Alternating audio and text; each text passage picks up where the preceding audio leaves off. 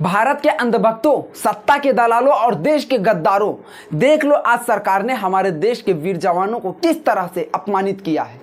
जिनकी बदौलत ये सरकार सुरक्षित है, ये देश सुरक्षित है, इस देश की जनता सुरक्षित है। जो लोग लगातार देश में नफरत की राजनीति करते हैं, हिंदू और मुसलमान को आपस में लड़ाकर राजनीति करने वाले देश के गद्दार भी इन्हीं जवानों की वजह से सुरक्षित हैं। वो जवान जो हमारे लिए, हमारे देश के लिए कुर्बान हो गए, अपना बलिदान दे दिया, लेकिन सरकार ने अपनी असफलता को छुपाने के लिए उन शहीद जवानों को आखिरी श्रद्धांजलि तक नहीं देने दिया और देश के लोगों से देश के जवानों को अंतिम विदाई देने का भी हक छीन लिया।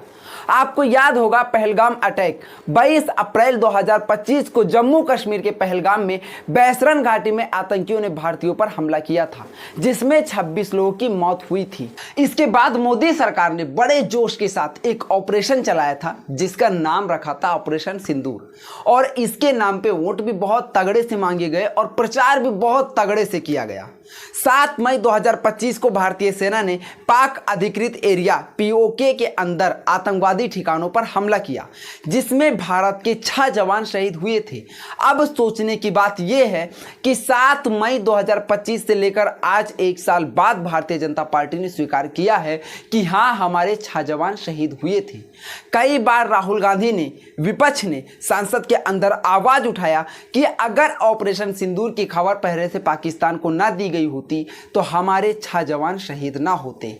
लेकिन हर बार रक्षा मंत्री राजनाथ सिंह ने संसद के अंदर, जिसको लोकतंत्र का मंदिर बोला जाता है, वहां पर खड़े होकर कहा कि नहीं, हमारे देश का एक भी जवान शहीद नहीं हुआ है। और इसकी वीडियो मैंने अपनी व्हाट्सएप चैनल पे डाल रखी है। आप लोग, चैनल का लिंक आपको कमेंट में मिल जाएगा, वहां पे ज्वाइन करके जाके देख लेना, क्योंकि यहाँ पे कॉपीराइट का इश्यू आता है।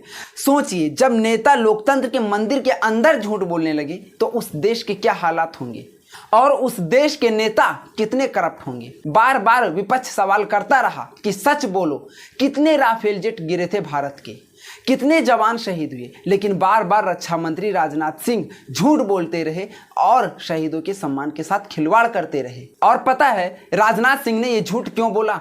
क्योंकि बिहार और बंगाल का चुनाव आने वाला था और सरकार की छवि खराब हो जाती और इस आक्रोश में हो सकता था कि जनता इन्हें वोट न देती।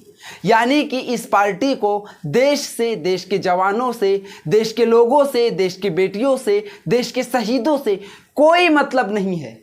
प्रधानमंत्री मोदी और पूरे भाजपा पार्टी ने ऑपरेशन सिंदूर का प्रचार पूरे 1 साल तक किया, लगातार जनता को गुमराह करते रहे और लोगों को बेवकूफ बनाते रहे, क्योंकि इन्हें मतलब है तो बस अपने चुनाव जीतने से। क्योंकि मोदी सरकार कुर्सी खोने से बहुत ज्यादा डरती है, क्योंकि जिस पार्टी को सत्ता में आने में 54 साल लग गए, अगर इस बार उनकी सत्ता गई तो हो सकता है कि 400 साल बाद भी वापस न आए। अब सोचिए, जो सरकार देश के शहीदों से उनके सम्मान का हक छीन ले, वो सरकार देश का भला कैसे कर सकती है?